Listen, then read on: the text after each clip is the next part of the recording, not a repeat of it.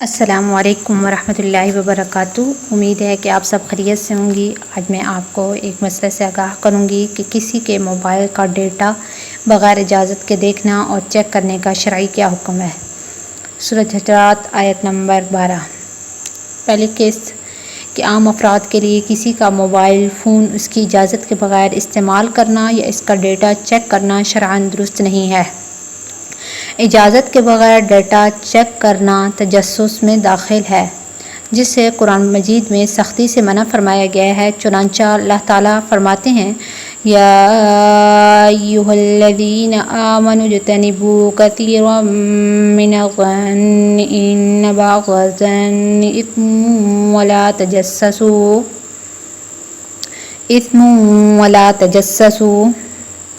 اے ایمان والو، بہت سے گمانوں سے بچا کرو، کیونکہ بعض گمان گناہ ہوتے ہیں، اور کسی کی ٹوہ میں نہ لگو، تجسس میں نہ لگو، یعنی کسی دوسرے کے عیب تلاش مت کرو۔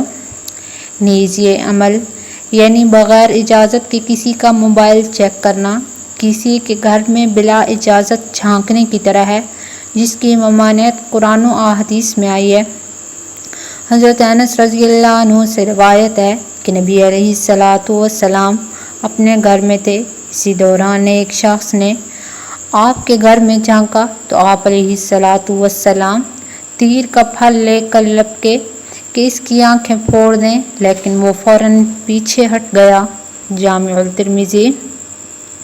البتہ اگر والدین، بڑے بھائی، اساتذہ یا سرپرست نگران شخص کو زیر تربیت فرد کی بے راہ روی کا کسی ٹھوس بنیاد پر شک ہو تو اس کے لیے تربیت کی غرض سے اپنے ماتحت کا موبائل فون چیک کرنے کی گنجائش ہوگی، بلکہ سرپرستوں کو وقتاً فوقتاً بچوں اور ان سے متعلقہ چیزوں پر نظر رکھنی چاہیے کہ کہیں وہ بے راہ روی کا شکار نہ ہو جائیں، خصوصاً بیٹیوں، بہنوں پر اور بیٹوں پر، کیونکہ معاشرے میں بھیڑ کی صورت میں ایسے بہت بھیڑیا موجود ہیں جو بہنوں بیٹیوں کی عزت کو تار تار کر کے رکھ دیتے ہیں، اور حکومت وقت کے لیے بھی جرائم پیشہ افراد پر نظر رکھنے کی غرض سے یہ عمل جائز ہے تاکہ معاشرہ جرائم سے پاک ہو۔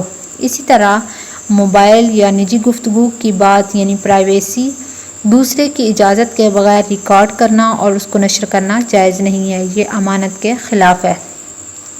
لیکن یہ بات ذہن نشین رہے کہ اللہ تعالیٰ کے یہاں پر انسان کی کال بلکہ ہر گفتگو ریکارڈ ہو رہی ہے، خواہ وہ تنہائی کی گفتگو ہو یا کسی مجلس کی، نیز اپنوں سے ہو یا غیروں سے۔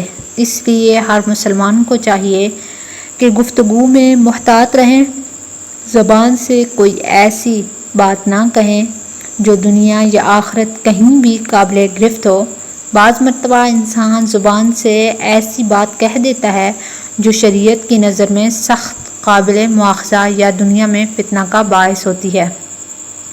باقی کسی کی کوئی خاص گفتگو اس کی اجازت کے بغیر ریکارڈ نہیں کرنی چاہیے، کیونکہ ریکارڈ ہونے والی گفتگو میں انسان محتاط ہوتا ہے، جبکہ عام گفتگو میں اس قدر محتاط نہیں ہوتا۔ نیز بعض باتیں امانت ہوتی ہیں اور ریکارڈ کرنے والا شخص بعض مرتبہ ریکارڈ کردہ بات امانت نہیں رکھتا، دوسروں تک پہنچا دیتا ہے، اور اگر کوئی شخص امانت کی بات دوسروں تک پہنچاتا ہے تو اسے خیانت کا گناہ ہوگا۔ حدیث پاک میں ارشاد ہے کہ حضرت جابر بن عبداللہ رضی اللہ عنہما سے روایت ہے کہ نبی علیہ الصلاۃ والسلام نے فرمایا، مجالس امانت کے ساتھ وابستہ ہیں، مجالس امانت کے ساتھ وابستہ ہیں۔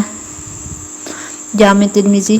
لہٰذا عام طور پر نجی مجلس یا موبائل پر عموماً ایسی باتیں کی جاتی ہیں جس کو عمومی طور پر نہیں کہا جاتا، اس لیے یہ باتیں راز ہی کے قبیل کی ہوتی ہیں۔